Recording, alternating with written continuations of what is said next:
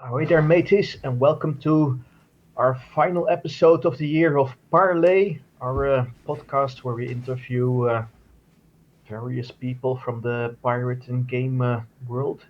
And with us today is the one and only Hammie from Belgium, who is the developer on Beyond New Horizons, Build 15. Who's last week where uh, it was me as a guest, and we talked about the history of New Horizons. And today we're talking about the future of New Horizons. So it flows in nicely, doesn't it? Yeah, ahoy.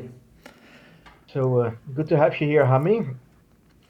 Good, I good to don't be know if here. you want to immediately start telling something of your own, or if you want me to pitch some questions. Um, Both works. I guess I can start telling something, but I'm not the greatest stalker, so we'll see how a podcast goes. So yeah, build 15. It originally, I think, started just as trying to get New Horizons to work on the new engine.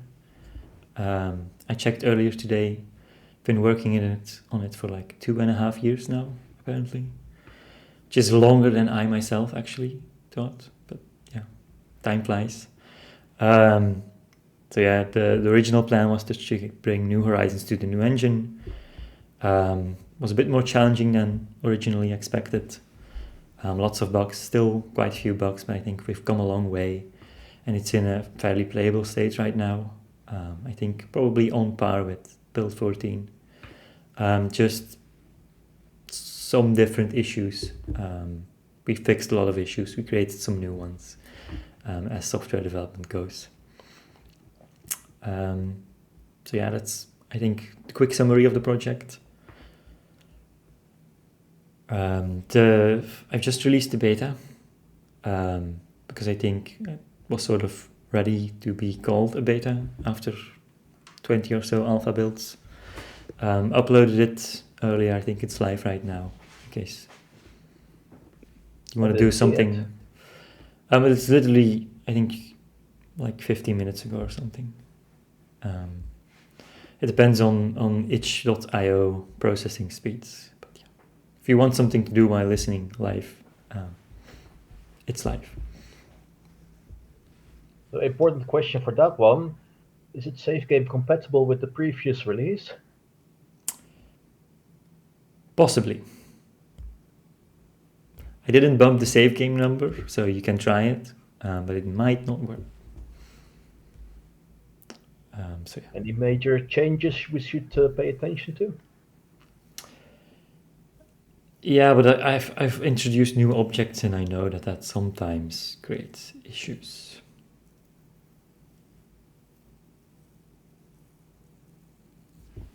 The best thing to do. Does H.io have that? Does it have a revert feature? Yeah, if you go to like the update settings, let me check.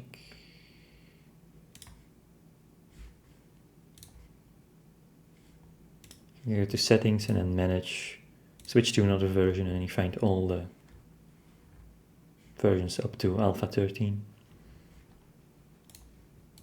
So if you ever want to go back, or if you just want to play one version for all eternity, you can. Eternity sounds a bit long. Yeah, but we have been developing like this game for 20 years now, so. We have. Yeah, so I'll just read what Scorpion says here. He says, "Hi everyone, I'm a little disconnected from internet, and he just wants to say thank you, Hami, for all the help you gave him to understand to each his own code and Storm Engine in general." Happy to help. Whenever I know what you're asking about, I'll happily help. Sometimes I don't know how things work, so. It's all figuring out, right? Learning as Yeah. you go.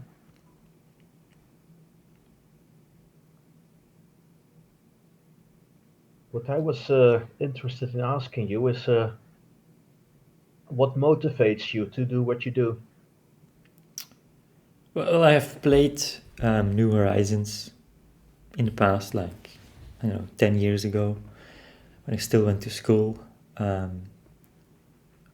one of the reasons I'm so happy you can now run it in the background, because I used to run it, or try to run New Horizons in the background while studying for my exams. But then you couldn't really use the computer because as soon as you alt tapped, it would like start pausing, and so I went in sort of direct sail, real time, from island to island, and then while sailing I could study, and then when we arrived at the island I had an excuse to stop studying, could trade my goods, start sailing again, some more studying. So yeah, I just love the game. I don't think there's any pirating or sailing game quite like it. And hearing that the new engine like is open source, and we basically can now change whatever we want, sort of motivates me to make it even better. Also, the Hearts of Oak project, I was there at the beginning of that, but then like real life got in the way, and the project ultimately also didn't succeed. But I also love the idea of like creating an even better pirate game, and now I hope that with the new engine we can slowly work towards that. Noble effort. Yeah. Akrimal here, Alexei, was doing the Russian translation effort and doing a good job at testing also. So thank you for that, Alexei. He says he wants to say thank you for the work you have done. Yeah, you're welcome, and thank you for the kind words. Yeah, from my side also, thank you. I've been playing Beyond New Horizons for these past few weeks, uploading a video when I can. So far, it seems to be working all right. I've been watching the videos. I hope it gives you some motivation to keep up the good work.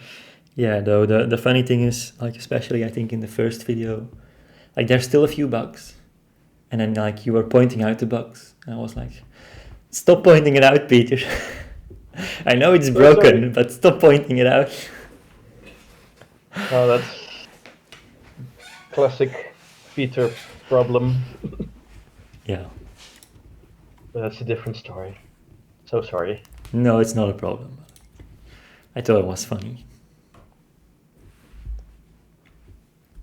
Well, I had this nice last week, a nice bug in the Maelstrom engine where the enemy ship I bumped into just went spinning out of control. It was beautiful. I think we have an ability for that, but it probably wasn't that. And no, this was yeah. This was over the top.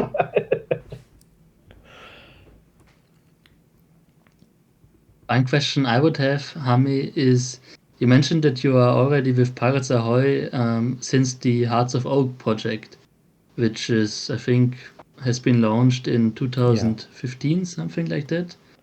Correct me, Peter, if I'm wrong. Even before that, I think the last trailer that I edited was 2014, as I remember. Yeah. Okay, so that was pretty much when it was on its end, so 10 plus years ago.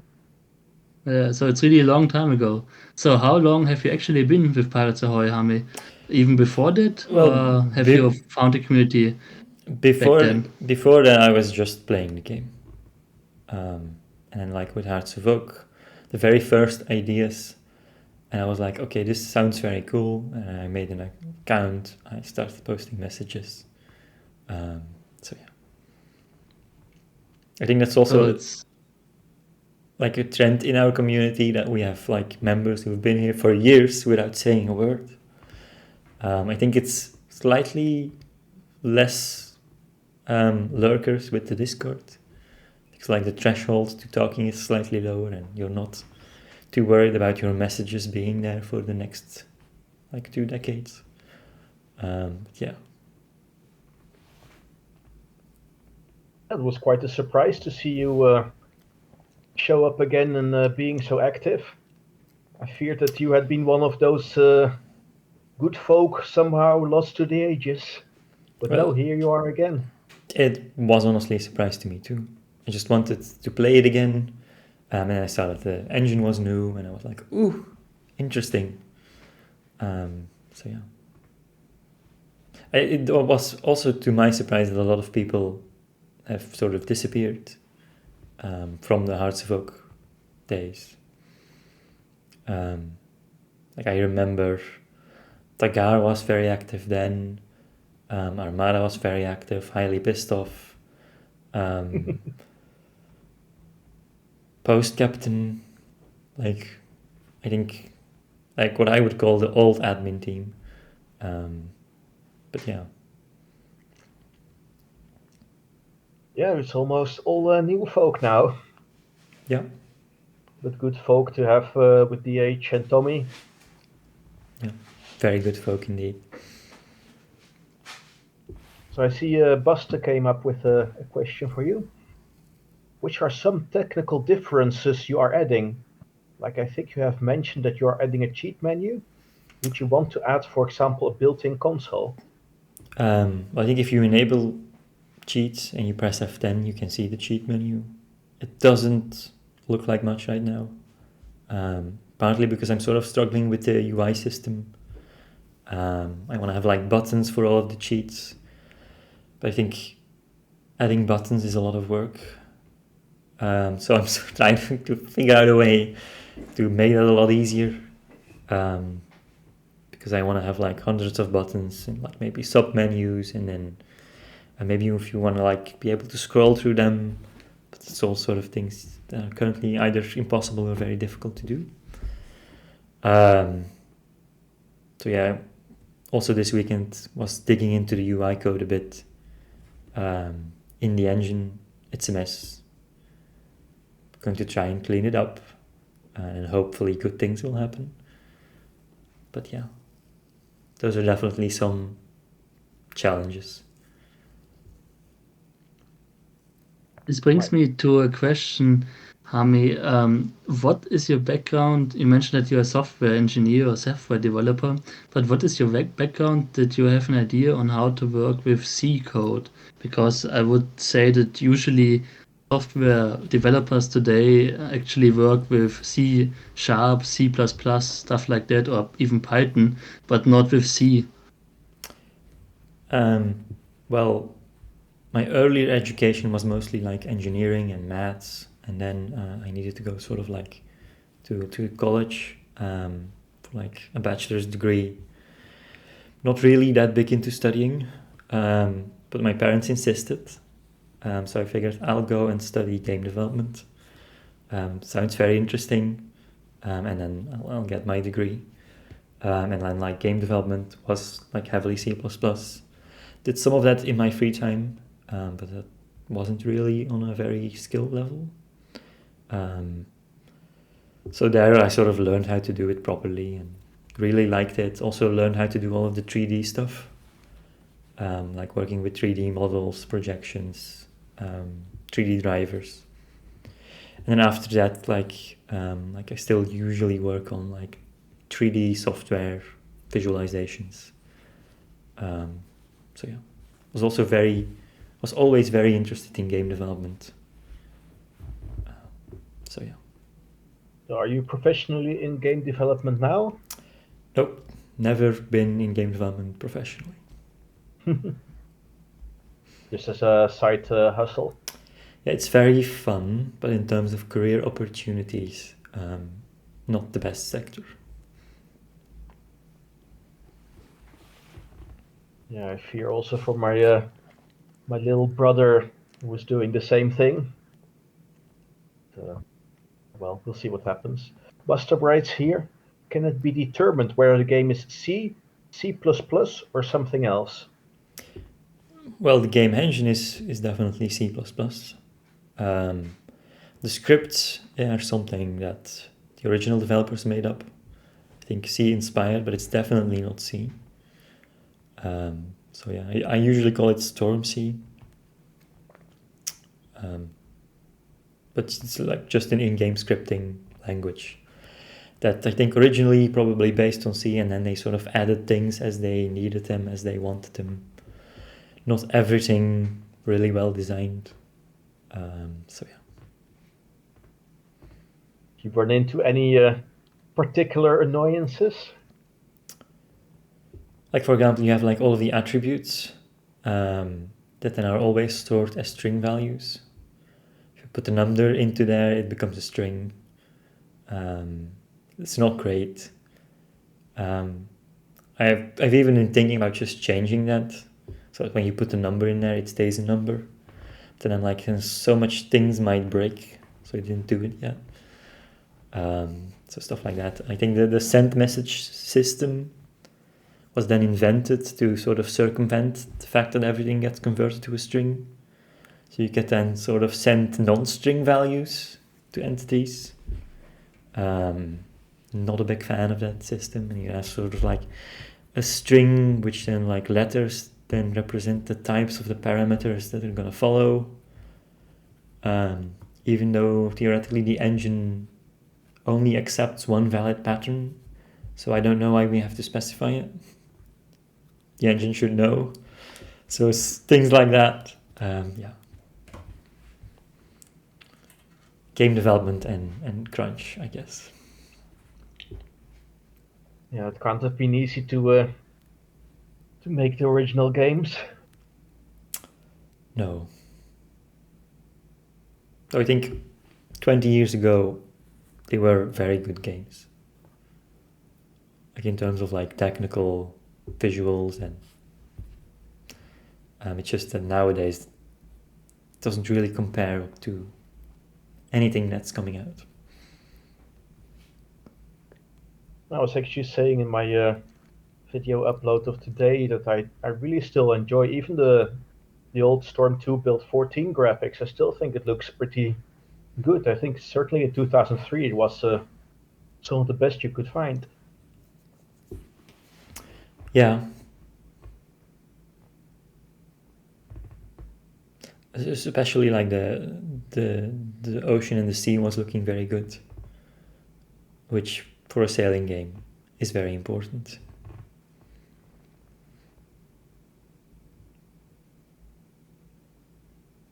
And I think you were saying that you and Mercenella were talking about the weather system in Beyond New Horizons. I think I've noticed something in my playthroughs also that in storms there's almost flat water. Is that related? Yes. I think the weather in Beyond New Horizons, especially the ocean, is still largely broken. Because I don't think you have particularly large wave, whether it's a storm or not. Also just working with some code, was making a small editor for the weather. So making some very simple UI with a lot of sliders, so I could like slide things left and right, see what they actually do, because I don't know what the settings actually do. And then so hopefully I can figure it out, and then we can tweak it so that it looks good. It's definitely one of the important things on your to-do list, right? Yeah, I'm sort of trying to wrap up the alphas, the betas. Getting the weather fixed, it's like still one of the few big things on the list. And then I think there's still a few issues with the world map. That doesn't always correctly track your position, or if you have an encounter, it's always the British.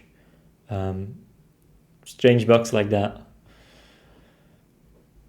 You have noticed. Keep an eye out on that one. Yeah, sometimes you get a message and say like, okay, the French are attacking, and then you click engage, and then it's just British.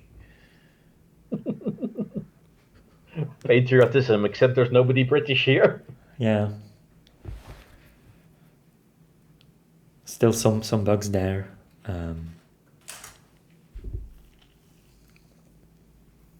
But I think in general. You mentioned that. Yeah, go ahead. You mentioned that you wanted to wrap up the alpha and beta. So, what would your plan be? What do you expect, or what do you wish for in Beyond New Horizons once you have fixed everything that got broken through the porting of the engine to the new open source engine? What would you like Beyond New Horizons to become after you have finished everything? Yeah, so I've been fixing a lot of bugs, apparently for 2.5 years. It's not the most interesting work, but I sort of wanted to fix as many bugs as I can before I started building new stuff, so people could also just already enjoy what we built, like what other people built for build 14, just on the new engine. But I do sort of really want to start building some fun new stuff. So I sort of want to wrap up the conversion works, and then sort of just have build 15.0, which is then basically just build 14 on the new engine, and then sort of start on build 15.1, where I can sort of start building some new features, something more challenging. And then I'll probably still do fixes for 15.0. But then people can play that if they want the build 14 experience. And I'll probably just continue fixing bugs there, also merge them up to like the later release, and then just start working on some cool new things. I'm thinking about probably spending most of next year on trying to make the sailing mode better. I think that's going to be an interesting area to focus, because I think you can make a lot of improvements without too much effort. Something that is, I think, almost ready is being able to customize your ship. Currently, I think you can like repaint your ships in like a few colors. I'm sort of breaking that open to however many colors you want. Version 1 will probably just be that you can just change the texture, and then we can create like 10 textures for every ship. But then version 2 will probably just somehow create a color picker and paint it wherever you want. If you want to sail around in a pink ship, go for it. For historical reasons, the AI won't do that, but it's your world, so you can do it. Well, technically, even now, there's the way it's coded in New Horizons. There is no limit to the number of ships you can repaint into. Just it needs to be the same model, the same ship stats, but basically they're just separate ships that the game allows you to repaint into each other. Currently, it's like a duplicate model with the texture file changed. I don't like that. We can do better with the new engine, so we can just use the same model and tell it to use a different texture. We'll save a lot on disk space, and then we can just go crazy. And I think we can then also, like in version 2, create sort of a masking texture, so you can then replace that with whatever color you want. So then we can have just one ship model and then a lot of different national color schemes, and you can change it into whatever you want. So that's one of the things. Also want to remove a lot of loading screens, so you can just spawn in new islands, new fleets, without showing loading screens. Really bring direct sail up to like modern standards. And then probably also a lot of UI improvements. I think if you play games like Assassin's Creed Black Flag, you like want to do manual aiming, you get like one of those beautiful 3D projected lines where like things might hit. Should be very easy to do by just modifying the engine. I think it'll be a lot more intuitive than the little colored circle. So small things like that I think if we add up will make it a lot more enjoyable. Noble efforts for sure.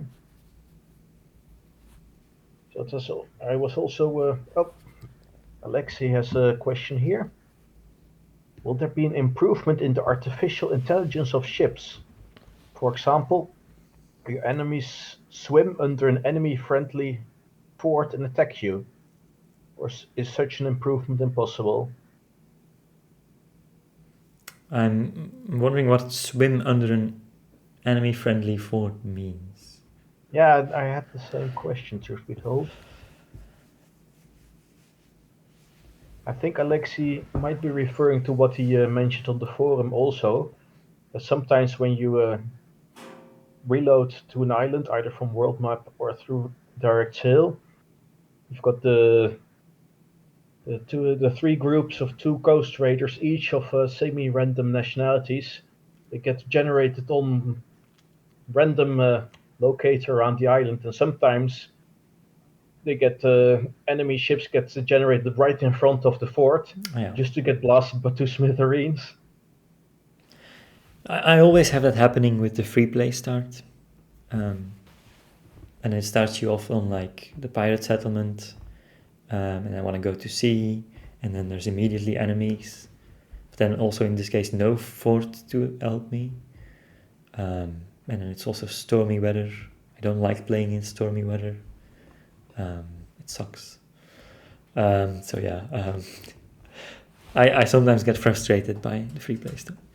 I think there's definitely improvements we can make. Also in terms of artificial intelligence, improving the AI of ships should not be very difficult. But I don't know when I'll have time to do that.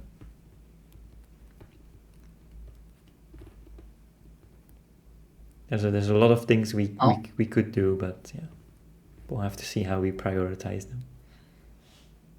How many hours do you invest into the project per week? Depends on the week. Some weeks none. Some weeks, I don't know, like 10, 15. Some weeks even more, but those are very rare weeks. So it just sort of depends on how interested I am. So yeah. Do you see yourself continuing work on this for a longer period of time? Probably. I've been doing it for 2.5 years now with just fixing bugs, which is definitely not the most interesting part, which is also why I have spent some time just looking into code, trying to improve things, because fixing bugs all the time is just not fun. And I hope that I get to do less bug fixing in the future. So probably will be doing this for a long time. Well, definitely very grateful for your dedication. Indeed. I'm also still hoping for more help. We'll see if that ever arrives. Probably. I'll be patient in the meantime. Well, this open source, everybody can contribute. So whoever is listening in today or watching the video replay of this, remember, you can do anything as well. So join us. Come here. Yeah. Do you think that you will port B&H to the updated Caribbean Legend engine once it's out? I'll have to see what is actually changed in the new engine. If it's things that can easily be ported, we'll probably port them over. If it's things that are difficult to port over but are worth doing, we'll probably also do it. But I don't actually know what's changed in the engine. I don't actually think it's very much, but we'll see.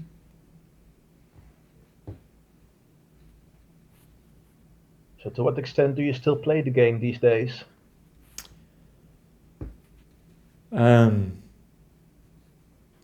Occasionally I still play free play, still the mode I enjoy the most, and then I usually stop by the time I'm strong enough to capture any like towns. That's usually where my interest drops. So yeah, I like the early game, the underdog, and then yeah. I think you're not alone in that. I heard the same thing from several other people. Yeah, I think someone in the Discord mentioned today if it would be fun to have a game set in Europe. And I think one of the problems is that historically you can't just go pirating. Whereas in like the Caribbean you had the advantage, it was very far away from like all the European politics, so you could hire privateers and then just say like we don't know what they're doing, and get away with it somewhat. But then I was thinking like maybe, in another 20 years we could like make a European expansion for like New Horizons, and then you can sort of start in the Caribbean, like gain power, gain a fleet, and then like use that fleet in Europe to like do like big scale action. I think that might be fun, but yeah, one can dream. Would be bloody epic, I've got to say. Yeah, having grown up myself in Amsterdam, my dream has always been to have a game where you can go from the Netherlands past the Cape of Good Hope to Indonesia and get involved with all those shenanigans. Maybe even touch base with China and Japan. Yeah, I honestly don't know much about sailing in Chinese seas. Well, the water is still wet. Weather's undoubtedly still wet. I know they also had pirates and a lot of adventures and actions, but I don't know about it personally, so I don't know if it would be fun. We may find out. The thing is that there aren't really many islands, especially not in Europe, right? You don't have these kind of states, or I mean, it's more like cities, but nowadays you have these states on these islands, like in the Caribbean. I think a lot of appeal is because these islands are so different compared to each other. Because in Europe, of course, if you would model that, like for example, Patrician 2, 3, and 4 have done, you would have a lot of towns, obviously around the sea and maybe even on the River Rhine, but you don't have this many islands and especially not these many towns on islands. And the same also goes for the Mediterranean Sea, right? You also have a lot of towns on the sea, but it's just not about islands like it is in the Caribbean, where basically every town is on a different island. Yeah, and then also in Europe, by the time we had sailing ships, like all of those islands were like fairly heavily populated, so you couldn't like go hide on an island. So yeah, it's very different, and I think in the Caribbean you sort of have this like a lot of lawless areas where you can get away with doing very adventurous things. I checked once how long it would take in the 17th century for somebody to cross the Atlantic Ocean. I read around 40 to 50 days, something like that. So I thought to myself, theoretically, it would be possible if you load up enough food and rum onto your ship in Age of Pirates or in New Horizons that you could sail to Europe on the ship, and you could make the world map large enough to have Europe as your destination too. But I think then your ship is basically full with just food and rum. Probably. Forget Yeah. the cannonballs. Hope you don't run into any pirates along the way.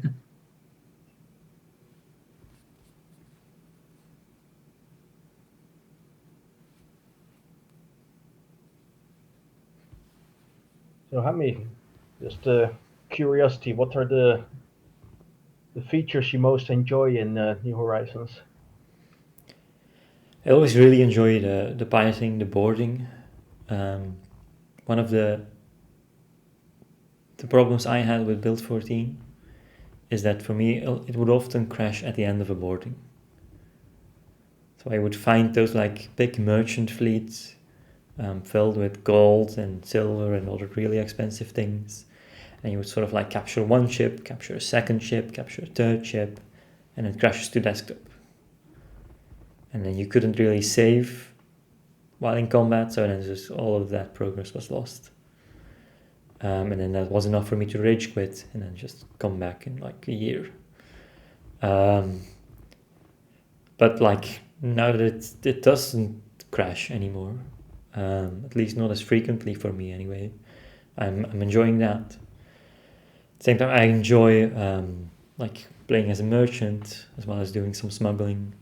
It's a lot more like a chill way of playing the game, but also fun.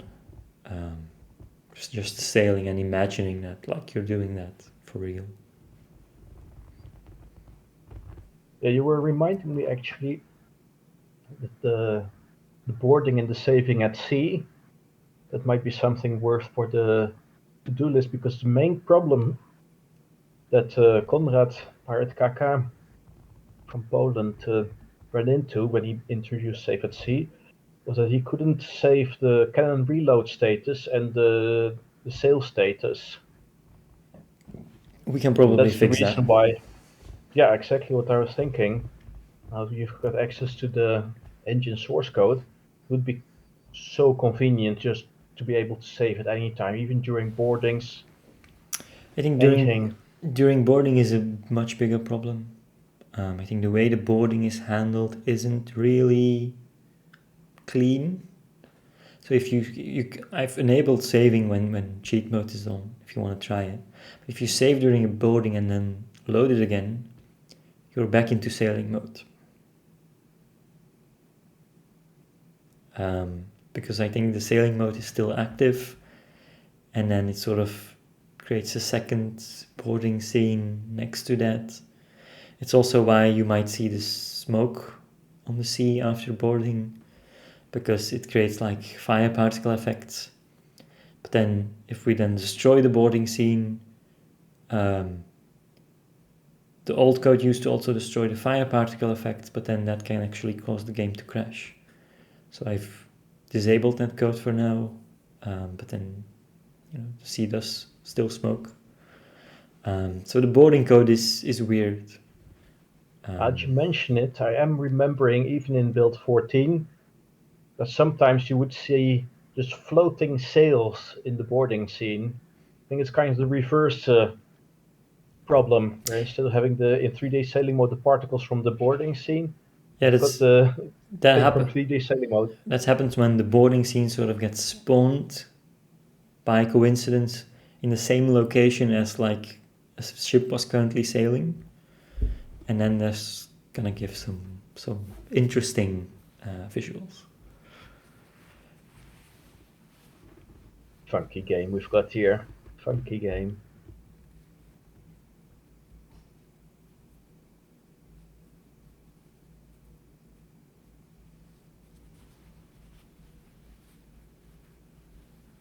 Very silent all of a sudden. I would ask, like, what do you guys still play the game, and like, what do you enjoy about it? Well, if I You go first, Peter. okay, yeah. Well, I hadn't actually played the game for 5 years, 10 years, a long time, because I used to play the game, and then I fell into modding. And as soon as I fell into modding, I barely played the game anymore. And then real life intervened and professional work. And well, long story short, I only started playing again a month ago for the video series. One of the main things that I really enjoy are all the different storylines. It always intrigues me what the different quest writers have come up with. It's, I'm always amazed by how creative they are. All the user-made stories, so different from what the stock game story is like. Yeah.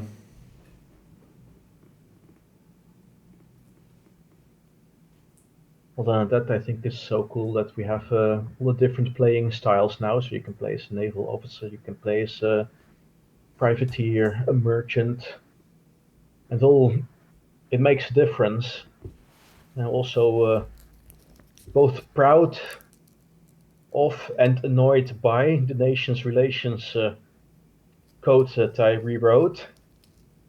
Because now, if you are not careful, you end up branded a pirate and losing your letter of marque because you're committing an unrespectable act. And I've actually fallen into the trap of doing that on the video series myself, even if I was bloody this person who coded it in the first place. But historically speaking, I do think it makes sense, and it does keep you on your toes. Yeah. Another thing that actually today I was finding myself enjoying again is I decided to I had to go from Eleuthera to Tortuga and to Turks, which are a couple of islands that are pretty close together. So he decided, you know what? Let's skip the world map for a change. Let's go in realistic game mode in the sail and direct sail, and it is so cool because it really puts you in the shoes of an old school sea captain. You reload to another island, but you don't know which island. You grab your spyglass and you try to recognize the coastline, and you spot some little ships and you don't know if they're friend or foe until they're closer, and then oh, sail ho, another fleet shows up, and it's like, oh, are we in trouble now? Oh, it's a big damn battleship. Yep.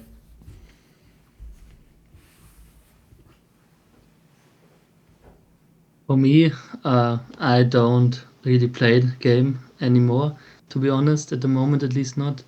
So basically, my relationship with the series started with Caribbean Tales, which is also why I played New Horizons and Pirates of the Caribbean much later on. So I started with Caribbean Tales when I was like 10 years old, I think. And then back then it was already on sale in a bin of €5 games, something like that. So really cheap. My dad bought it for me, and then I started playing it. I liked it, and then I saw a couple of years later that Age of Pirates 2, City of the Abandoned Ships, came out, and I saw that it was out recently, and so I went again with my dad to the local computer store and bought that or got that when I was like 12 years old, something like that. And I really fell in love with City of the Abandoned Ships. So this was always my go-to um, title of the series. And even now, to be honest, I play a lot more City of the Abandoned Ships than New Horizons or Pirates of the Caribbean. Later on, then I played Pirates of the Caribbean, and then afterwards I also played New Horizons. But for me, my go-to title always is City of the Abandoned Ships. And the last time around, I think this was maybe a year ago now, I played it on the Maelstrom engine because I was so sick of my game crashing all the time to the desktop, right? I just tried to play through the story in City of the Abandoned Ships, and it crashed and it crashed and it crashed, and I just got sick of it. And so I just got the Maelstrom engine and played vanilla City of the Abandoned Ships on Maelstrom engine, which I think not many people have done because most of them play either GOF or Eras, but not vanilla COS. But yeah, so I did that, and I also played Teho back in 2020. I think I played it 2 times, played through the game 2 times. But on the second time, I have seen that Legendary Edition would be out in half a year, and I thought to myself, okay, now I'm going to wait till Legendary Edition arrives. So this was, I think, in 2020 or maybe 2021. Yeah, and now we are here 3 years later, and I'm excited for Caribbean Legend and it finally being out maybe in 2 months. So yeah, this was not my best decision, to be honest. I should have played again through it back then, but yeah, what can you do? That's all. And That's always the risk with an announcement, right? yeah, too. I thought it was a quick half a year and then I would be playing it again, Theo, but yeah. Yeah, and nowadays, I fell in love with the community back in 2016 with Hearts of Oak. I was a beta tester or an alpha tester actually for uh, the builds that came out at that time. And yeah, then the project died, so I also got quieter. And then with City of the Abandoned Ships and Theo, when I started playing those titles again, then I also picked up the community again, checked the forum, and I thought to myself, okay, when there was the leadership announcement, the change of leadership, right, the change of ownership, then I thought to myself, okay, I think I can do more, and I want to do more with the community, and so I offered to help with the website upgrade or forum upgrade, and yeah, basically the rest is history. This also made me create an Discord account, and now I'm also here very active. And in terms of new features, I think I can tease something with you guys since we are a relatively small group. So I'm just posting something into chat now. This is going to be the new Ilofira or Iloterra. What's this called? The name of the island? I, You I sailed there in put real it so life, and I well. don't know the pronunciation either. I think it might be Eleuthera. Okay, Elufra. Anyway, this is going to be the new Elufra coming because at the moment we are quite fast going to or rapidly trying to uh, create or recreate the New Horizons islands because I think personally that they have absolutely nothing to do right with the real life islands in the Caribbean, and with these new islands, then I think we are going to have so much more beautiful Caribbean with a real life inspiration. Well, as someone who's And navigated the real life Caribbean for real, I must say it's going to definitely add to my immersion. That's for sure. And the same thing, I can show another screenshot with you, share another screenshot, is I have the same thing with Bon Air. Okay. Yeah, one big thing that would really excite me, even in the stock game, there is this ability saying that reduces the damage that your ship takes in shallow waters, which I should actually look if that ability is referenced anywhere in the code. But I wouldn't expect so because there are no shallow waters. Unlike the actual Caribbean, where there definitely are, as the Grand Bahama Bank is quite the big one between Cuba and the Bahamas. Got such good memories of sailing in the old and the new Bahama Channel there. I think it would be so cool of a feature to introduce into the game that really gives small ships sudden advantage because the big ships are literally too big to go into the onto the banks, but a small lugger might just be able to get away with it.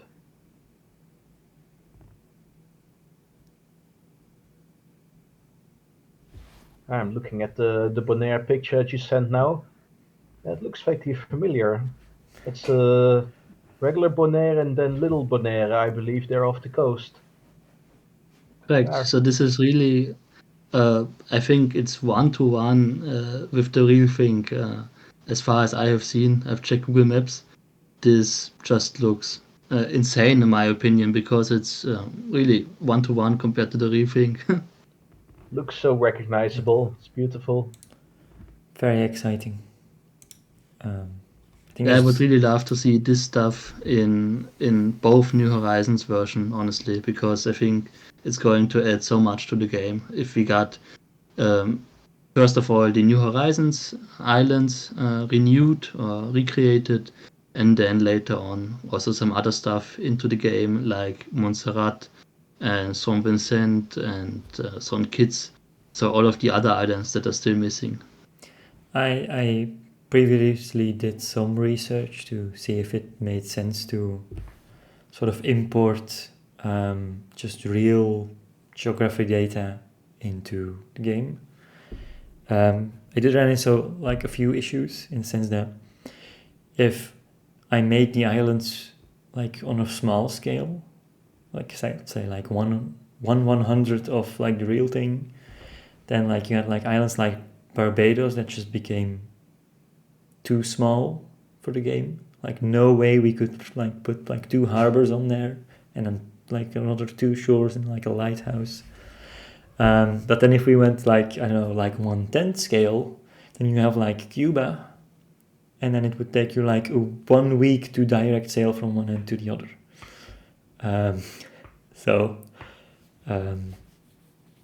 Yeah.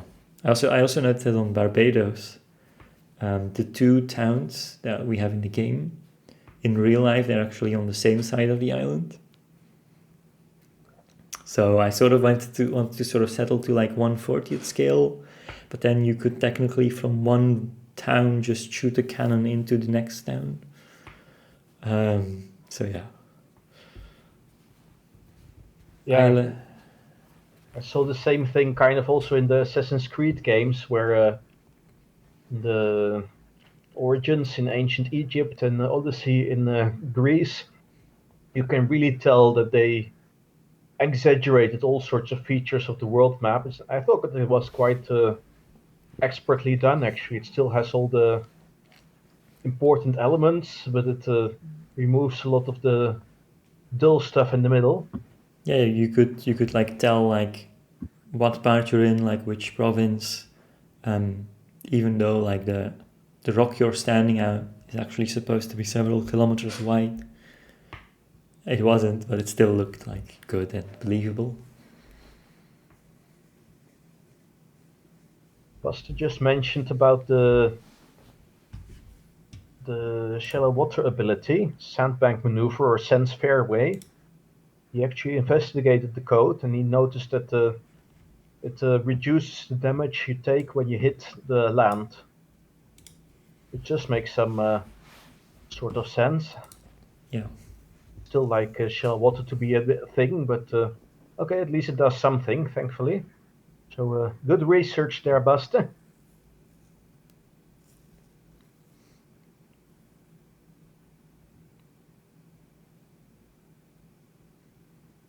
So DH, I think you might be the person who has played the various games the most. So you can probably most accurately answer the age-old question of how do they compare. You know, I'm having my difficulties with New Horizons, to be honest, because it's a lot harder, I think, at least in my opinion, compared to CORS and Theo is another story, but CORS, for example, because New Horizons, just like Hammie just mentioned, you go to free play, you start the game, you go to sea, and you are getting basically shredded by some enemies that just appear in the harbor. You can't even get out of the harbor because you're just getting shredded. And this is kind of frustrating, to be honest, because especially when you're a noob and you haven't played these games for 12 years plus, so that you have an idea of what is going on, you are kind of having a hard time, I think.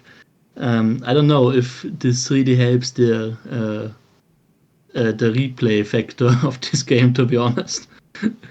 And then afterwards, when you manage to get off this shore there or this coast, you go to world map and you get into the first storm. Then you live or survive the first storm.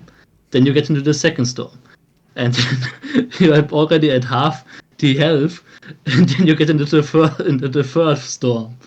And this is kind of a pain in the ass. I mean, come on. After the third storm, even I am kind of done with it because I think, okay, this is pointless. My ship is at 1/10 of the health. I'm just going to start again. So I'm going to start the game again, and I have the same problem. I'm not getting off the coast because I'm getting sunk by some enemies. So yeah, I mean, not great, not terrible, to be honest. This is Yeah. my conclusion of New Horizons, and Well, I think this is in all fairness, in my playthrough videos that I've done now, I've basically run into the exact same things. Peter also Every, enabled invincibility. yeah. yeah, I've got the tendency. I noticed that. It makes things far more enjoyable for me. Nice, low stress. I think we also You know, I think we I did the asked. same thing with EOS and every other game because when you are a noob, you really have to get some idea of the game, and for that, invincibility and the other cheats are really great because otherwise you just keep getting killed and it doesn't make any fun. It's not fun. We did like I think like an informal poll on the Discord or the forum. I think last year or something. Like, and the question was like, what do you do if you run into a storm? And the consensus was basically like, well, you reload the last save game. Which is honestly also what I do, because it's just not fun to sit there for like a few seconds when the ship gets destroyed, and then you sail on to the next island or the next storm. So I did add like a game preference, just disable storm. I have enabled it like all the time. And when I sort of like want to make a new release and I want to test it, I might do like a clean install and I play it, and then I see that there's a storm and I'm like, this again. So yeah, I think I think there was a cheat for that, wasn't there? Probably. I just added Regular it. New Horizons. I just added it as an option. So yeah. And I also I just checked. Numpad 8, disable world map storms and ships chasing you.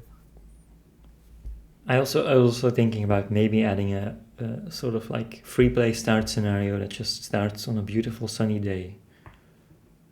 Because playtesting in the storm the whole time as sort of I mean, I think you could do a tutorial storyline or take one aspect of the free play and put it in a tutorial like storyline because if you are new to the game, you really need some help.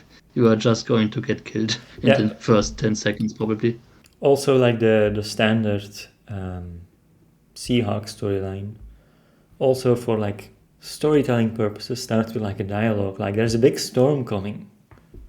Okay, it really sets the mood, very interesting. But if you've done that like 50 times, you're like, really, could it just be sunny, please? Well, in all fairness, in the original game, the dialogue did say the storm is coming, or there was a storm, and we took some damage. But then you start the game and it's just random weather. I think it was Couch Captain Charles who figured, if there was a storm, there should actually be a storm. So he deliberately put some code in there to make it really a storm. But I think it makes sense to take that out for the free play storyline at least. Maybe change the dialogue there a bit as well. Or maybe I can add something like the tavern dialogue. I'd like to rent a room until after the storm. And you can just like skip like 1 or 2 days, sunny weather, and you can start playing. Well, I think I've discovered a good trick that works at least in build 14. If you stay in a tavern for 24 hours until the next day, then I get the feeling that it usually maintains the same weather. But if you wait half a day, go outside, go back inside, then wait another half a day, then you're pretty much guaranteed to have reset the weather to something else. Okay, I'll try it.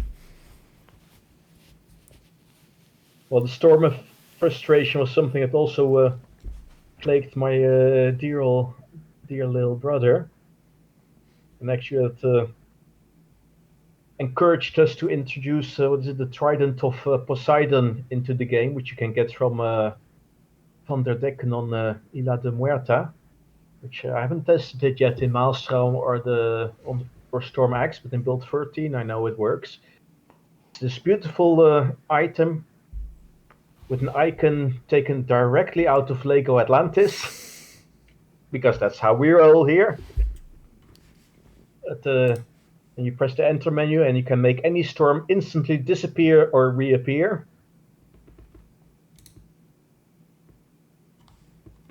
So, yeah, but yeah. it's one way to do it. I also played a little bit of City of Abandoned Ships. Didn't do much of the story, so I've never been to the City of Abandoned Ships.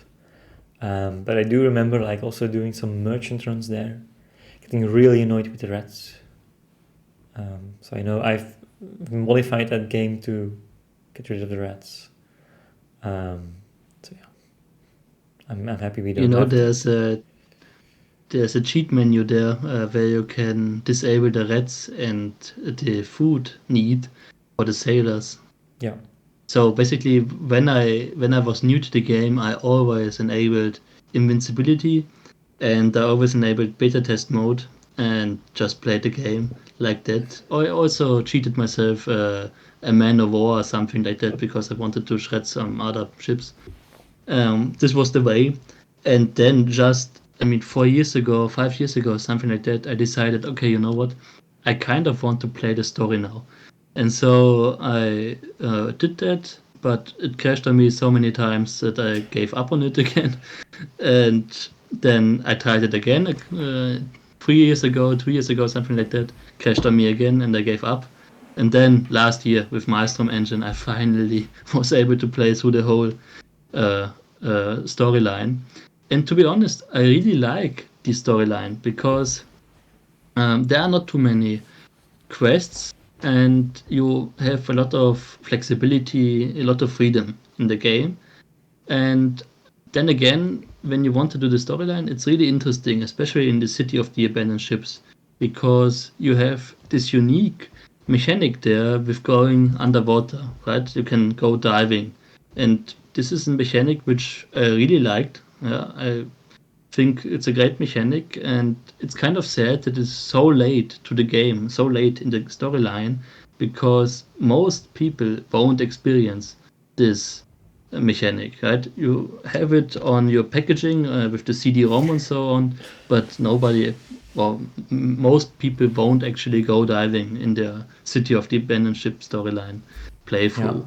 And I think that's a shame, to be honest. yeah. I haven't done it. It's also in the new engine, so we could technically use it in New Horizons. But I don't even know how it works, or so yeah, that's indeed a bit of a shame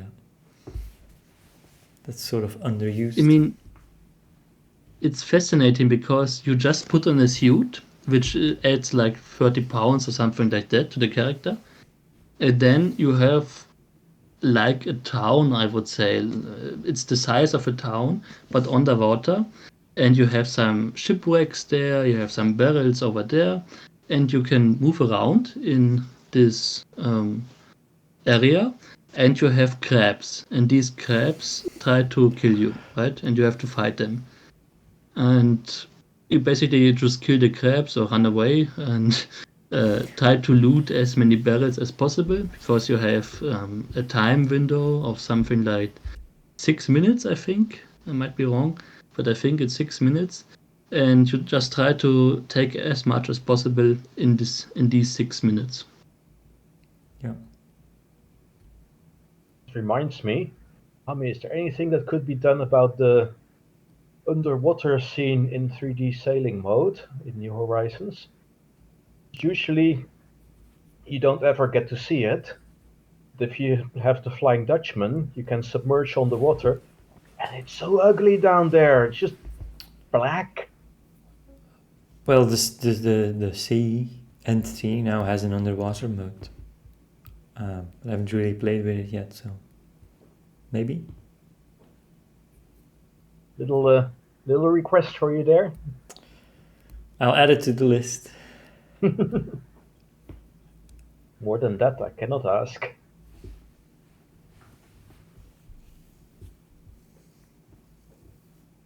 And Peter, I think your Tejo experience has also not been that great.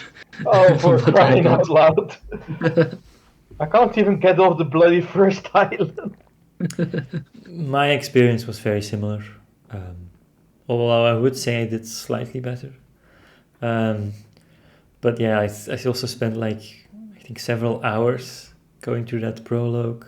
I also had to look up the guide to like get through the second half, and then finally being able to like sail the ship.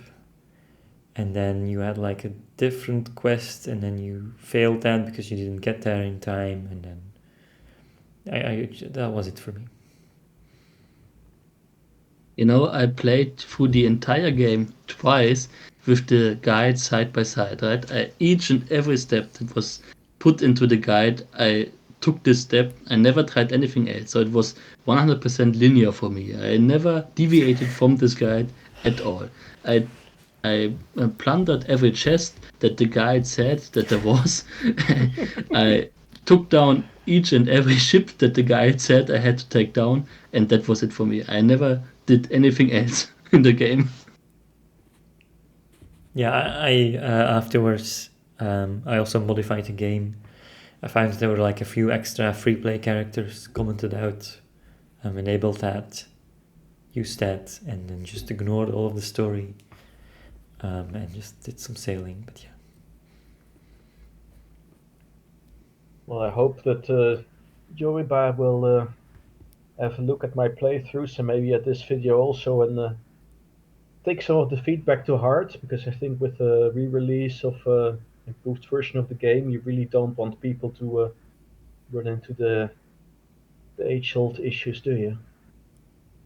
I think City of Abandoned Ships sort of had a similar issue, because I think it originally also only had the Peter Blood storyline, and you were like on the plantation, and then you also had to spend not as much as in Dio, but a significant amount of time before you could actually get out sailing, which I think is a bit of a shame for a sailing game. But yeah. As far as I'm aware, City of Abandoned Ships always had different characters to choose from, with only Peter Blood having the scripted opening, Yeah, I no, believe. I'm probably just misremembering. So what I can tell you in regards to Caribbean Legend, because I talked to Yaruba, he mentioned something like having an option of free play in the future. So like you did with the characters that were commented out, right? This is probably something that they are going to implement, because some people really just want to enjoy the game and don't go through the story. And I think this is a smart move. He also mentioned that there might be something like a tutorial, where you just have the basics but not the whole storyline. So you can just play through that to have an idea of the game before you actually start with the storyline. Yeah, I think something like free play, also for New Horizons, is probably the easiest start to make, lowest effort to maintain and fix. So yeah. By the way, last week when I played some games during our podcast, I managed to hit in City of the Abandoned Ships in the Peter Blood storyline the only invincible character there was. Right, so I had to fight one guy, and I took my pistol. I tried to kill him through pistol usage, and I managed to hit the other guy because he walked right in front of me. And then I had to fight this invincible guy, and I was so done because I couldn't kill this guy, and just was like on the balcony trying to kill the guy, even though nothing happened. This really sucked. Yeah. I think the original Pirates of the Caribbean also had like a scene where you then had like the artifact and then two guys who demanded you hand it over, and if you didn't, you had to fight them, but they were invincible. Yeah, true. I'm pretty sure that also frustrated quite a few people. The problem Well, it's with this actually one game of is the few things that's accurate to the film lore. Yeah, but like the dialogue sort of gives you the idea that you have a choice to fight these guys, but it's like impossible to win. Yeah, I'm and then pretty our sure. quest writer, Short Jack Gold, kind of ran with that in some of the storylines that he wrote, deliberately putting in certain traps. So if you made certain choices or walked certain ways, it was just insta death.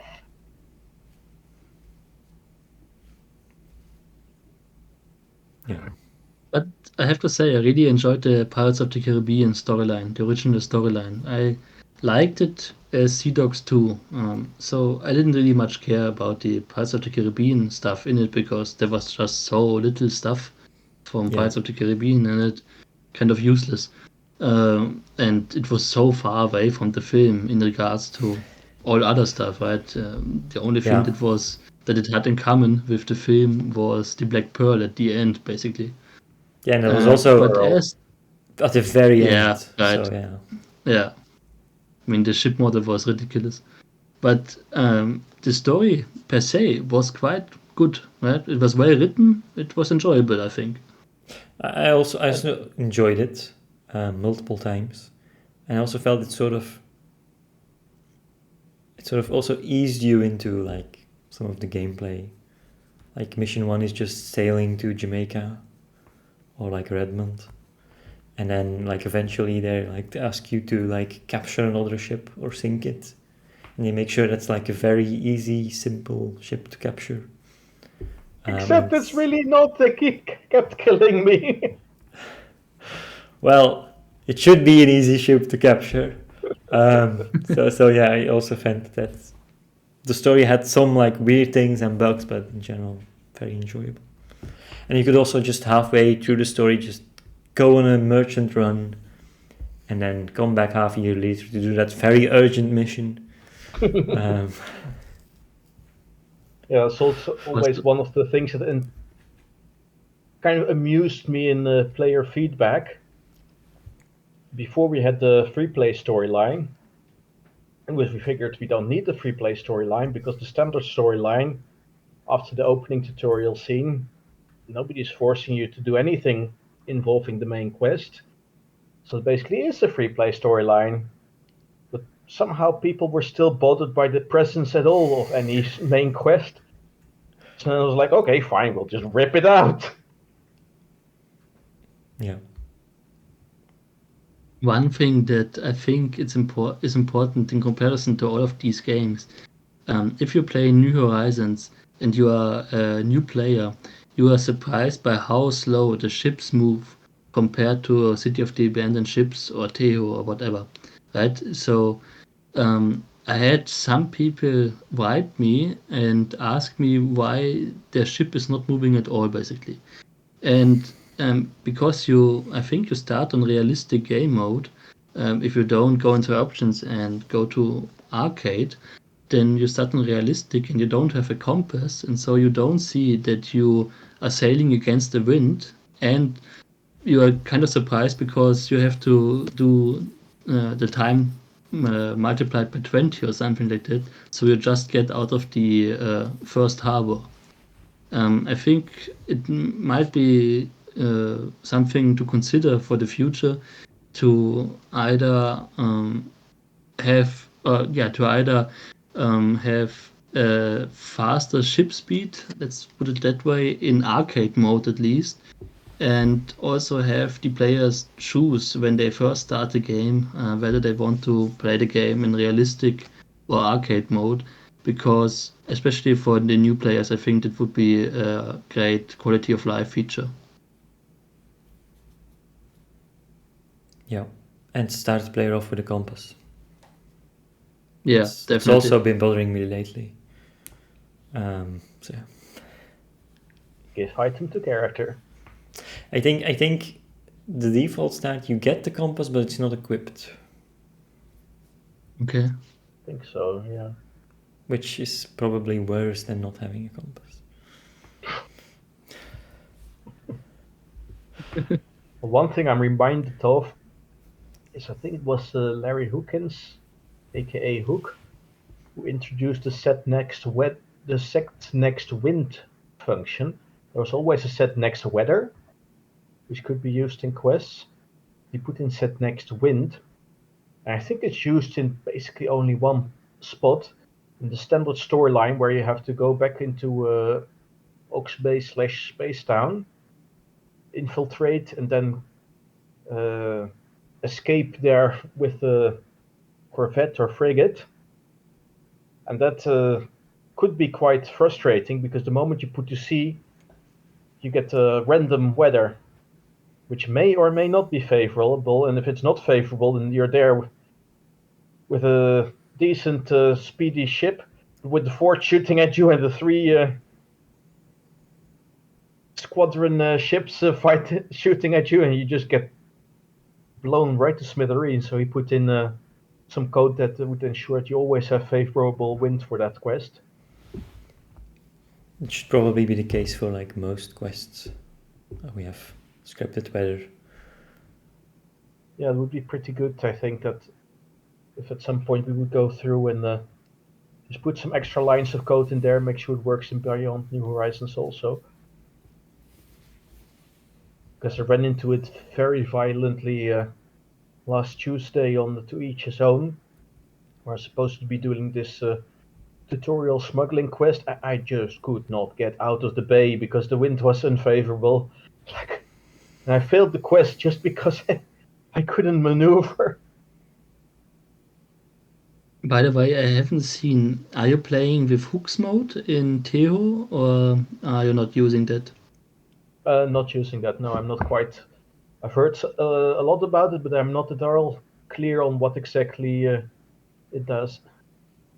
So basically, it slows down time to a reasonable level, and especially it's especially useful when you try to do the main quest and our storyline, because there are so many instances where you have to sail to some destination far away, and you won't manage to sail there in time on the world map. You have to use 3D sailing to get there in time, because time is moving so fast on the world map that you just can't get there in time if you don't plan on wasting so many hours to just sail there on 3D sailing mode. And hooks mode slows down time to a reasonable level in world map, and also adds the areas of the islands, because this is kind of important for 3D sailing. If you sail to the edge of an area and you try to sail further, you are able to sail further in 3D sailing mode. But once you go back to world map, you will see that you are stuck at the edge of the last area that you tried to leave.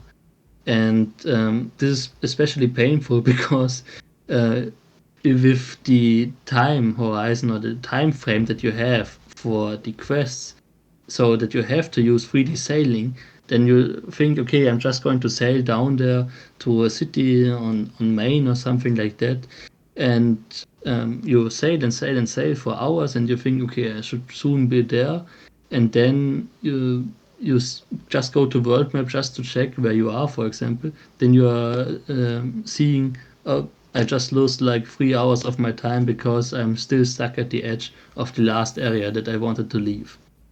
And so hooks mode is, I think, one mod that is just really necessary to play the game, because otherwise there's no enjoyment there to be found at all.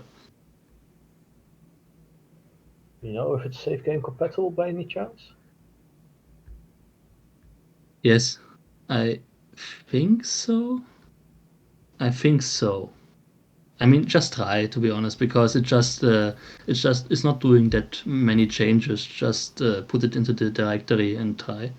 You have to be careful if you're playing with version 1.7.3.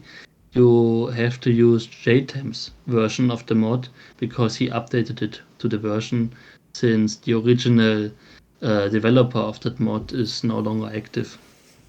But I can send you a link to the mod so you can just try it out. Yeah, I should give that a shot because I would kind of like to get a bit further with Tejo, at least get the general feel of the main quest. I'm quite curious about it.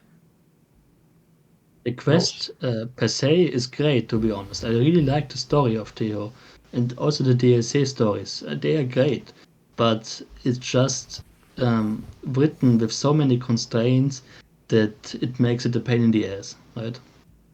So especially, and this is what I'm look forward to mostly with Caribbean Legend, it's the relaxed mode, where you don't have these time constraints that you always have to go with the storyline to another town or to another island in just 7 days, 10 days, something like that. But you just can take your time and decide when you want to pursue the storyline further.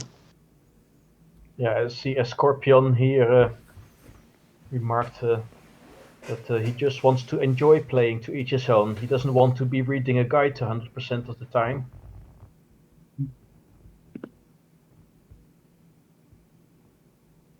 Yeah, it's a fair point.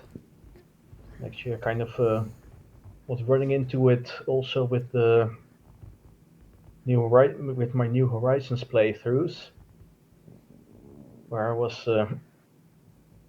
in the assassin storyline. I had to find this spy in Space Town, and I went to do my usual shtick of going to the tavern owner, because when in doubt, you go to the tavern. You know how it goes. Yep. But nothing. Not a single hint at the tavern. And I went to look at the walkthrough, and I was like, oh, the guy is hiding in the dungeons. And I'm thinking to myself, how would you ever figure that out as a player without the walkthrough? Still a cool story, though.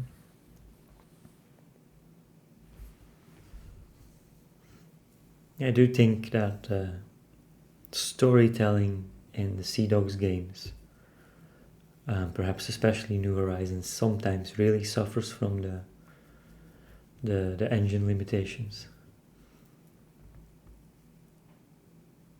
In what way are you thinking that?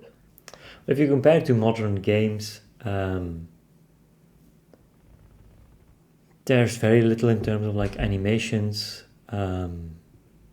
The camera is also just focused on your character. There's no like cinematic cutscenes, nothing. So all the information just has to be given through text. And a lot of times, crucial information is just sort of written into your quest book, but then not even necessarily mentioned in the dialogue. And then you have to sort of go look in the quest book, like what do you actually have to do, and things like that. So. Yeah, it's true. Sometimes not all quests are equally consistent with putting crucial information in both the dialogue and the quest book.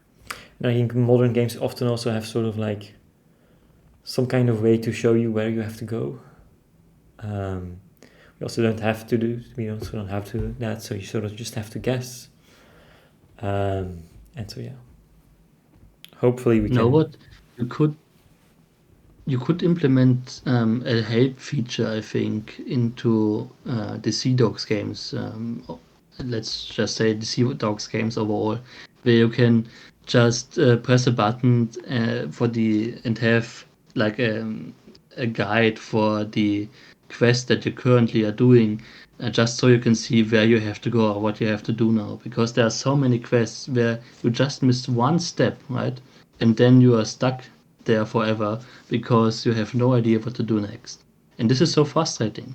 If you just had a help guide or some information what to do next, then I think it would make it a lot more enjoyable, especially for the younger audience.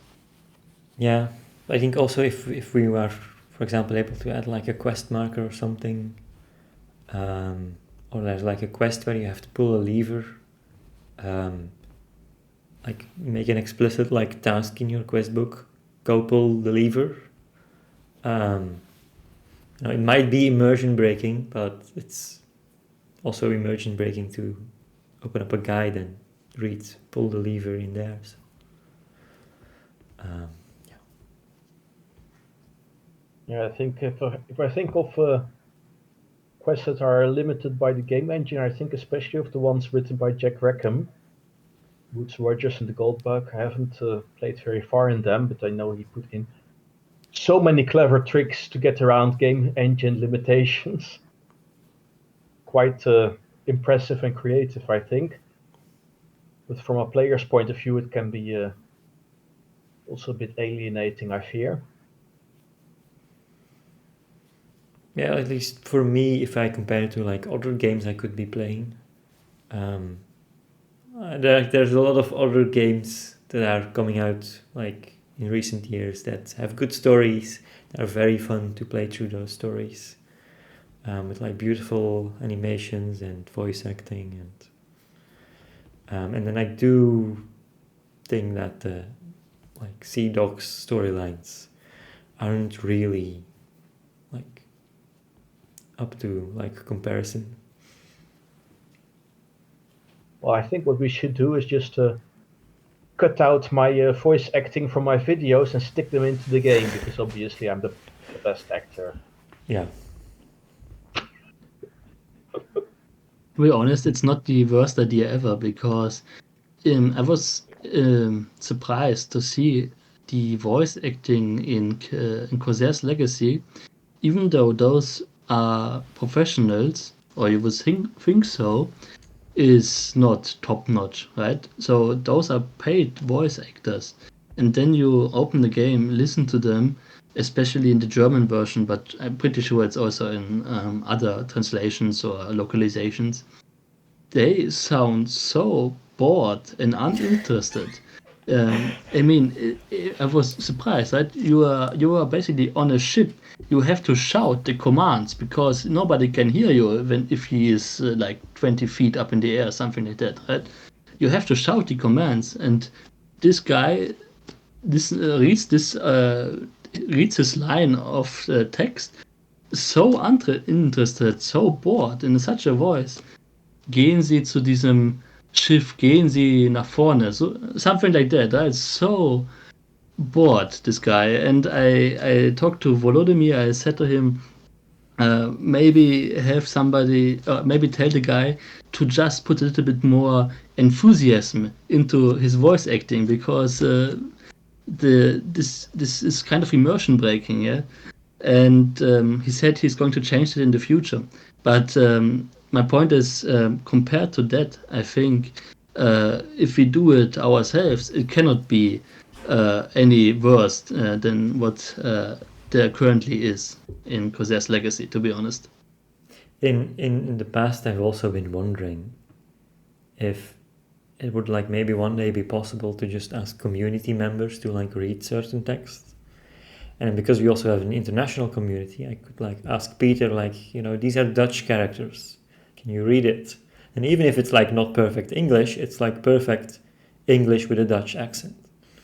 And then that could sort of like work as a way to like both get voice acting and then even have some extra immersion. So yeah. I think that's a brilliant idea, to be honest. I think it would create a lot of immersion in the game.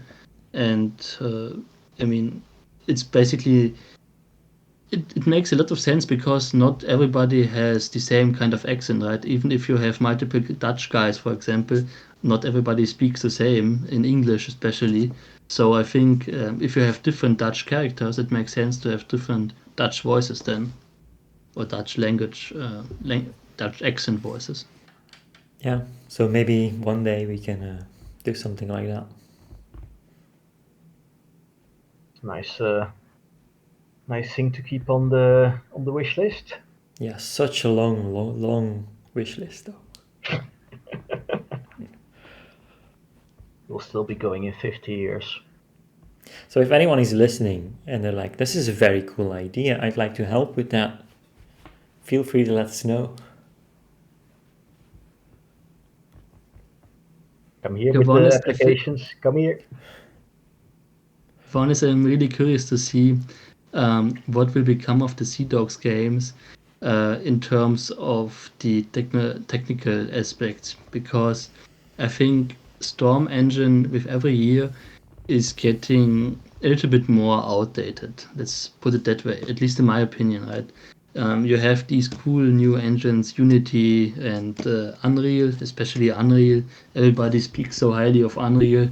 And I think you see with every year that is going by, a bigger difference in terms of technical limitations and technical aspects between the two engines, Storm Engine and Unreal Engine. So I think sometime in the future it is really important to put CDocs to uh, to a modern engine or to modernize it in some way, because otherwise I think it's going to be hard to keep players playing it in the future. I don't know if you think the same, but I'm curious to see what are your opinions on that. I think especially for like the newer Sea Dogs games, I feel the engine was sort of a bit neglected. I think, for example, for City of Abandoned Ships, I think I was originally also mostly a modding team. I think they added some really like also cool ships and assets and story to the game, but I think they were a bit light on like the engine development probably. And like if I then think like the engine has largely been the same for like the last 20 years. There were some improvements, like we had better sea shaders, we had the underwater stuff, new combat system. But then I also think like the things that like a 10-year-old game has, like for example games like Skyrim, that are already starting to look like a bit older, but they're still way better than like Sea Dogs games. Like the techniques they use, there's been so many papers about them, so many presentations, pretty much everyone knows how to do it. So I think getting to that level should be fairly easy. And then you sort of have the level where you currently have like Unreal Engine 5 with a lot of new tech and ray tracing and new fancy techniques. That's still all very new, but then I think probably in like 10 years from now, those things will then also be like well known and easy to do. And so I think like there's a large gap of like 2 decades between Sea Dogs and modern games. But I do think we can sort of slowly try and close that gap until it's at least a lot smaller. And at least that's what I'm going to do. We'll see if it's successful or just insane. Time will tell. Well, it's a noble effort, that's for sure. I think one aspect that is also important to keep in mind is that I've seen so many YouTube videos in the last couple of years from especially Russian members of the community, of the Sea Dogs community, that try to port Sea Dogs, some title of Sea Dogs, either to Unity or to Unreal, right? And I think one of these guys will eventually succeed in doing that. And I think this is going to be a hard thing, especially on New Horizons, but also on the other titles, because if that ever happens, or if that happens, or when that happens, then I don't really think that especially new players will try the old Sea Dogs versions anymore. The old school players, of course, even those that have potato systems and can't even play the Unreal Engine title, for example, or the Unity Engine title. But new players, and this is basically where community growth comes from, right? In the future, especially. I don't think that they will be playing the old titles anymore. So this is something that I'm thinking about. I'm wrapping my head around how to get new players to play the games, to play New Horizons as well. And because of that, I think sometime in the future it might be necessary even to port New Horizons, for example, to a new engine, to Unreal, for example. Yeah, well, we also had like a New Horizons on Unity project. I think Armada did most of that. If someone would succeed, I would think that's amazing. I'm still like mentally injured from the Hearts of Oak days and that project failing, so I don't have high hopes for someone succeeding there. But like, it would be great if they did. I've also learned from like different hobby projects and like small little game jams and stuff I did in the past that it's easy to underestimate how much effort went into like fine tuning. I know I've seen like a lot of Minecraft clones. I've made one, but even for a game like Minecraft, just getting the feel of the game, the movement speeds to just feel good is incredibly difficult. And when you just play it without really trying to think about it or without trying to replicate it, you don't really notice how much effort, for example, we'll also have in New Horizons with like tweaking ship speeds, how it responds to the wind, and like all of these little things to just get them right. And so I think it's difficult to almost start from scratch in a new engine and sort of try and do all of that fine tuning, that tweaking, that trial and error iteration to sort of get to that same point. But yeah, that's my experience, that it's easy to sort of get the same thing technically, but then to also have it be just as fun is sometimes a challenge that's difficult to really pinpoint. But you know, I think once you have a foundation, a technical foundation of something, right? Especially with a new engine, it's a lot easier to tweak it then in such a way that it makes it enjoyable, that it makes it feel like a Sea Dogs games, for example, so that Yeah. the fidelity is as much as possible. But to get to something like this, I think you just need to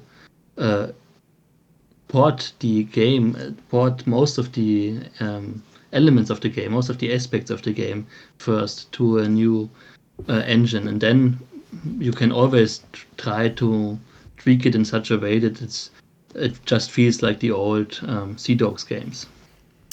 Yeah, and then there's also just also a lot of content in these games. Yeah. We have a lot of quests in a very strange questing system. I can't really think of a way that we could sort of just import that into, say, Unreal Engine. It's not structured enough for that. And then just like, for example, taking only one storyline and just dropping the rest. I feel people might get angry about that. I've considered doing that because it would make it a lot easier if I could just focus on like one storyline. But then I would definitely get people asking like, where are the other storylines? Or just gonna keep playing Build 14 because that was my favorite storyline. So yeah, it's One thing that concerns me about going to one of the newer engines. The beautiful thing of always was with the Storm engines that all the code is open and fairly accessible even for novice coders. But if we take there was the problem with New Horizons Remastered, the Unity version by Armada, that he did it. He had a nice demo going, but he couldn't share it, the sources with anyone else because he used all sorts of paid for assets. And suddenly you're getting into a whole minefield. And even if he could share it, now you're limited by people who actually understand what the hell they're doing with the Unity game engine. And just do you call it, the limits you have to overcome to be able to contribute is so much larger.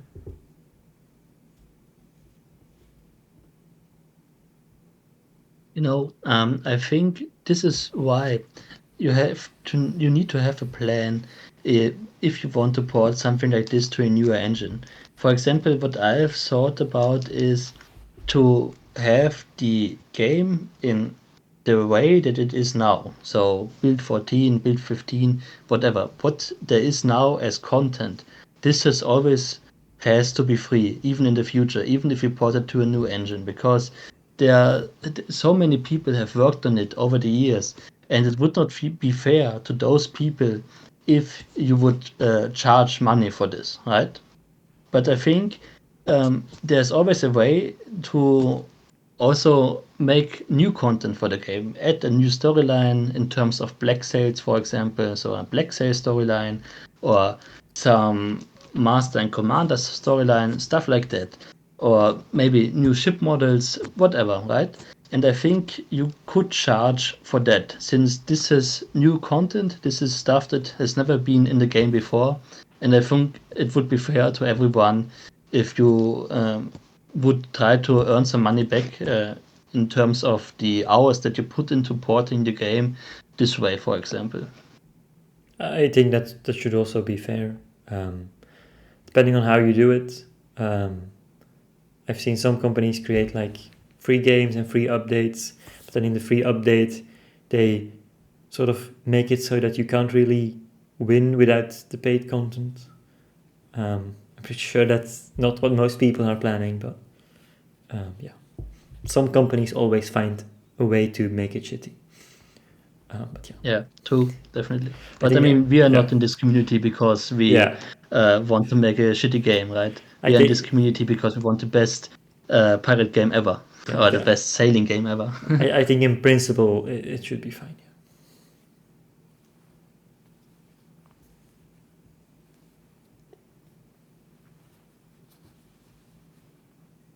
I think the future is going to be awesome, to be honest, for New Horizons, because we have so many great people in the community that want to make a better game, that want to add new stuff to the game, or that want to make quality of life improvements to the game, or even stuff like the translation to Russian, right?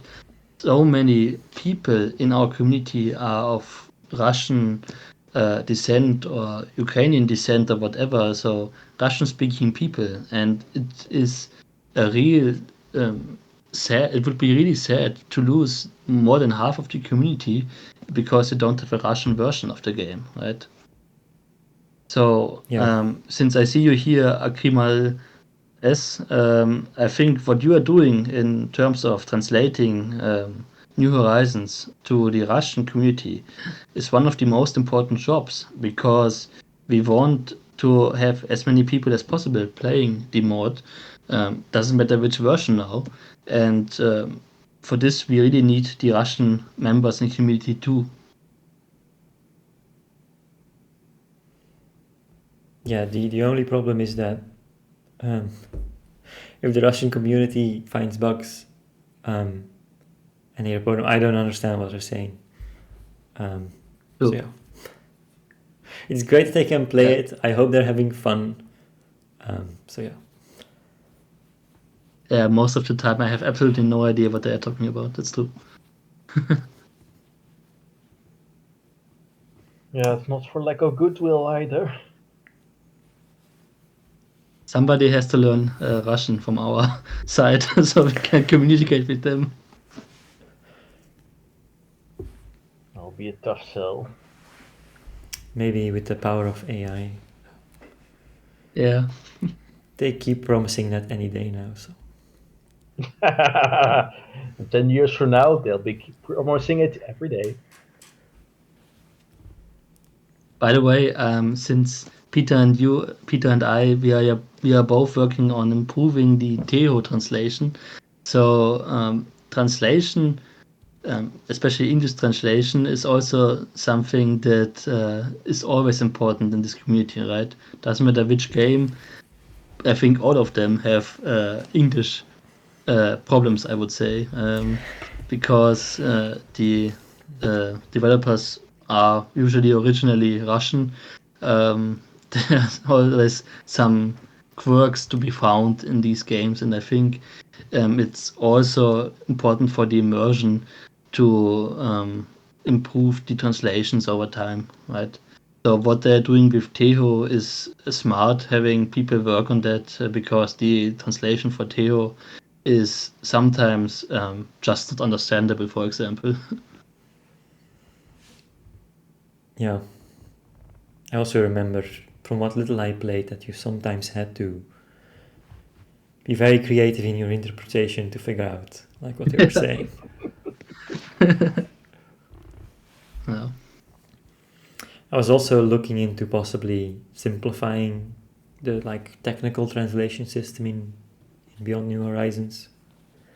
I haven't changed anything there yet because Akrimal or Alexi, I don't know how he wants to be called, is still doing updates with build 14, and I think if I now change how the translation files are structured, then it's gonna become a giant mess. But hopefully after the beta I can simplify that a bit. My plan is to just put in config files, and I can also probably make it so we can load those config files into actual translation tools and do it a bit more efficiently. I can tell you Yeah, at this least is that the translation code New Horizons seems to be quite better than what it is in To Each His Own. Because in To Each His Own, all the texts are just hard coded into the code, and New Horizons over the years, first Conrad and Maximus, and then Grey Roger and JTem, and Homo erectus also, I believe. They've done a great job of separating everything out into their own .h and ening files. I do think there's multiple translation systems. There's the dialogue one, and then there's one that stores things in text files, and there's one that stores things in INI files. So I was wondering, do we really want to add another system to this? But we'll see. Yeah. the easiest way I have seen yet is how they are doing it with Corsair's Legacy, because I also worked on improving the German translation for Corsair's Legacy, and they just have a Google sheet, right, an Excel sheet basically, where they have in each and every cell the text in every language that they are supporting, so in 12 different languages, and you can just edit that, and somehow the engine just reads this file and it just works, right? So this would be basically the easiest way, because you have everything side by side. Just as a comparison, you really have an idea what the whole interpretation should be, and then you can just make some changes. Yeah, that's how such a system should work. Yeah. And you also can easily see if you're missing a key in a certain language.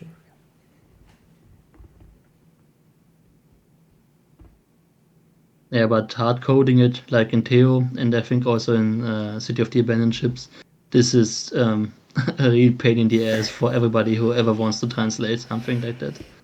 Yeah, and then I don't even want to think about maintaining it. Yeah. So yeah. So the guys from Reconstruction OS are now working on the English translation, and I wish them good luck, I would say, because they are going to need it. Yeah. But it's so great that they're willing to do this thing for us. Yeah, did take a little motivation. Yeah, thanks for that, DH. But it's one of the best modes out there, so I think it's really worth it, because I want to play that, and I have to say I still like City of the Abandoned Ships the most of all of them. So yeah, I'm looking really forward to that, because I was sad that I didn't understand anything when I last played it in Russian. Did you ever try Eras? Yes, I did. But I like the magical aspects, the mystic accents that there are in the game, with the skeletons, with the Black Pearl, Flying Dutchman, stuff like that. So it's not for me. I'm not such a hardcore historical fan that I would like to get rid of everything that there is that is in some way unrealistic. This is also why I like the Pirates of the Caribbean movie so much, especially the first one, because it was a little bit realistic and then just a touch of mystic, I think. Yeah, and I like that combination. It's a good mix. It reminds me of the Indiana Jones movies. Yeah. I always think of it as like believable. It's completely not realistic. Yeah, But if there were undead skeleton pirates, this is what they'd look like. So yeah, I think those movies are like really well made. yes. Especially the first three movies. Those were really great. Yeah, the other ones, yeah. The fourth one was still okay. I think. It had a story of its own. I It was okay, at least in my opinion. I enjoyed the fourth movie, but I failed to see like where it sort of connected with the other movies, and then the same with the fifth movie. They were fun The movies. fourth movie was actually based on a novel by Tim Bowers, I believe it is, called On Stranger's Tide also. That was written way before. I don't know what year, like decades earlier, before anyone ever invented Jack Sparrow. They took an existing story and then just took like Jack Sparrow, poof, and now you are in there. Which actually The the fifth one. Go ahead, Peter. no, it's okay. Go for Okay. it. I think the problem with the fifth one was that they portrayed Jack Sparrow in such a way that he was just a moron, right? He was just an idiot in the fifth one. And after having the first three and also the fourth one portraying him as somebody with morals, with a backup plan always at hand, you can't just portray him as a complete idiot in the fifth one, right? Yeah, I think So this is why I don't particularly like the fifth one, to be honest. for like even the fourth and the fifth movie, the reason I mostly enjoyed that was because of Barbossa. Yeah, I think Jeffrey Rush just plays the character brilliantly. Still yeah. angry that they killed him a second time. Yeah, That guy is such a quality actor. I've got a few other movies with him in it, and he always elevates whatever he's in. yeah. Just today I ate an apple and I thought about him eating a green apple, right? So memorable. Yeah. I am an evil undead pirate, and the one thing I want is to eat a green apple. I mean, this was really top-notch actor. Yeah, for the later movies, I wanted him to be in the movie more than Jack Sparrow. Yeah. So yeah. I can tell you, I remember from the audio commentary on the first movie that the director was saying that at some point he was in the supermarket just getting his groceries. And he got the phone call, and it's Jeffrey Rush, Mr. Barbosa. And I was like, oh, I've got some more ideas for the character.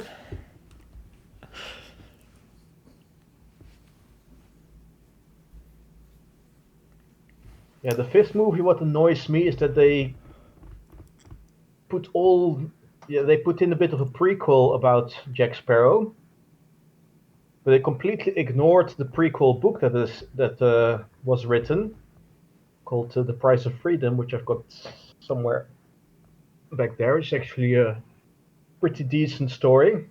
There's just no trace of it in that prequel. Just put all the defining moments, all the defining things for Jack Sparrow in one specific moment. Because before that he was a random guy, and poof, now Jack Sparrow exists, and there's nothing credible about it.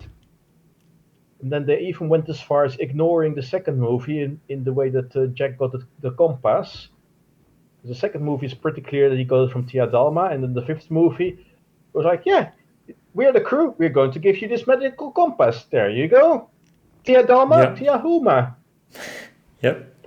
Why? Yeah, yeah. They don't have to make a sixth movie for me. Well, I'm still hoping. I'll watch it if it comes out. Yeah. I think what other film that I really liked that was also with seafaring activity was Master and Commander, right? That one, I don't know if you've seen it, but that one, I really liked it as well. This was a really good movie.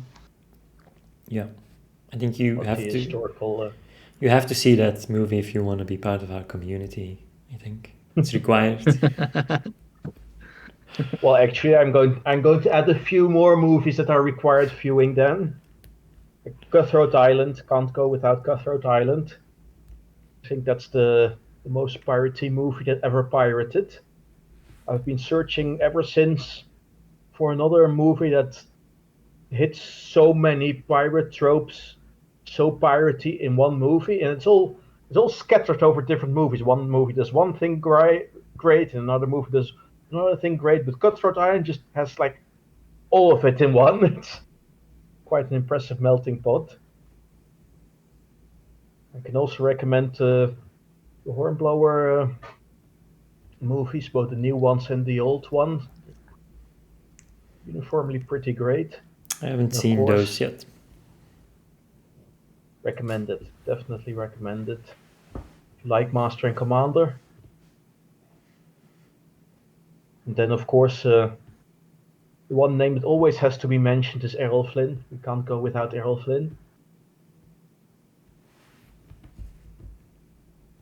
I think one of the best movies I've seen is the Michiel de Ruiter Admiral film. Best Dutch movie ever. Probably, yeah. Also known as Sea Battles, the movie. Yeah, and then I also went to see like the Batavia. So I've been on a movie set.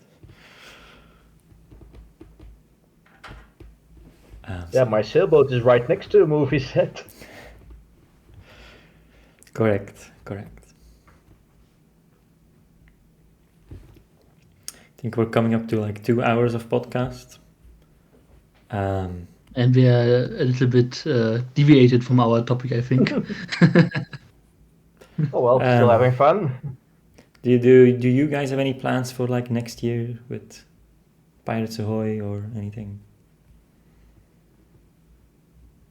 Yeah, so I mean, you basically know it anyway, right? Because you are part of the group that we are trying to port New Horizons, at least the first story, right, the main story, to Unreal Engine.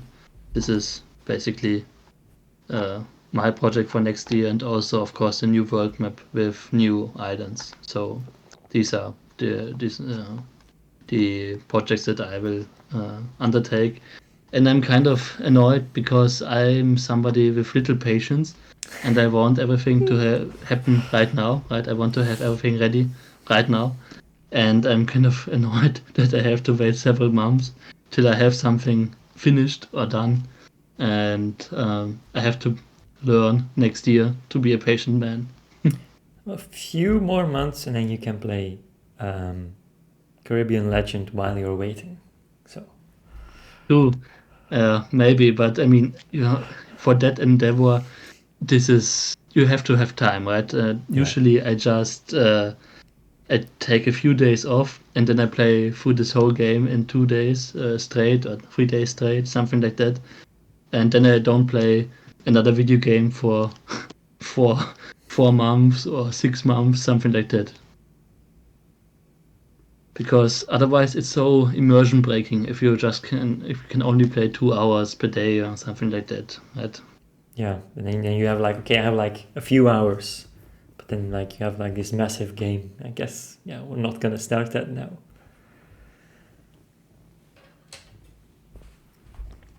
And Peter, have you got any plans for next year?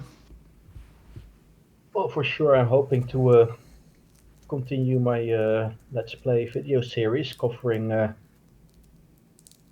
much ground as we can in all things pirate gaming. I'm also interested to try doing some live streaming, maybe with some of you guys also active, so we can talk to each other while playing, and somebody else can record. Maybe then we get a bit better quality out. We should test that. And actually, I would kind of think it would be fun if somehow some of us could meet up in real life. I think those would be kind of nice things to do. Yeah, for me, I mean, given sorry, just one sentence. Given that we are now at the triangle of Belgium, Netherlands, and Germany, I think we are quite close to each other, right? Yeah, I mean, it should be doable to do it, right? yeah, it should I be. think so. Yeah. I'm waiting for another like sailing related event to be organized. Well, I've got the Maybe. sailboat. Always welcome. Events can be arranged anytime. True. Yeah, my plans for next year are just more beyond New Horizons. Yeah, thank you for that. Thank you very much. I think that's a great way to end the podcast, to be honest. Yeah, it's almost like it was planned that way. Yeah, this big script in your head, and we've just followed it to the letter. Yeah, with the right amount of detours. So again, guess we'll end it there, and then yeah, happy holidays, end of year, new year, stuff like that.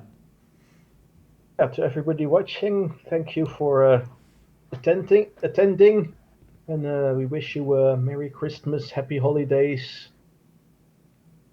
pleasant New Year, all the good things, you know. Have plenty of And rum, unless you're underage, then have plenty of rumish. And one more thing to add. Thank you, Hammie, for participating in the podcast. Thank you for developing B&H. It's a great project. We are a great community, I think, and it's really great to see that even after 20 years that this game series has been on the market, there are still innovations in these games happening, and like members like you are a really important part of that.